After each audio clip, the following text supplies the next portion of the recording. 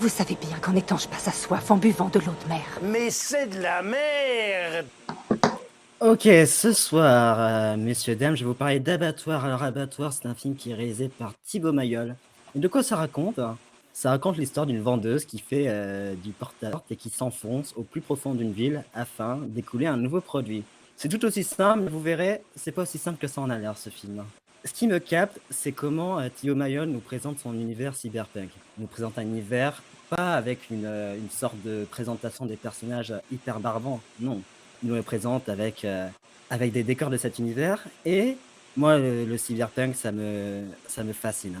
Je ne connais pas vos références, mais moi, quand on me dit cyberpunk, bah, je pense à Blade Runner de Villeneuve ou de Scott.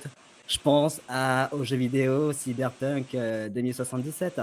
Donc, je suis quelqu'un qui adore ce cyberpunk et c'est même parfois une sorte de fantasme où je me dis, ah, peut-être de temps en temps, j'aimerais bien y vivre. Bon, pas trop non plus parce qu'il y a des thématiques qui sont un petit peu chelou. Mais venons-en à Abattoir. Et le cyberpunk d'Abattoir, il donne pas forcément envie. Il est très sale. Et c'est cette saleté qu'on explorera avec cette vendeuse qui, comme je l'ai dit, fait du porte-à-porte. Et du coup, cette vendeuse, on la déteste. La personne qui va ouvrir à une vendeuse qui fait du porte-à-porte en disant «Oh, venez, prenez un café». Non, là, on la déteste. Mais quand on voit ce monde, quand on voit la tristesse de ce monde, je vais pas dire que je vais l'aimer, mais on a envie d'être sympa avec elle.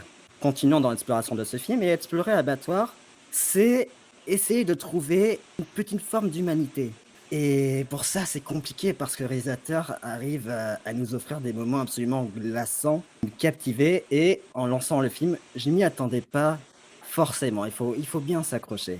Donc pour finir, une petite question, parce que vous aimez bien qu'on pose des questions existentielles dans ce live. C'est est-ce que pour Mayol, ce n'était pas un moyen d'émettre une forme de signal d'alerte au fait qu'on décide de perdre notre humanité face aux monstres de notre société?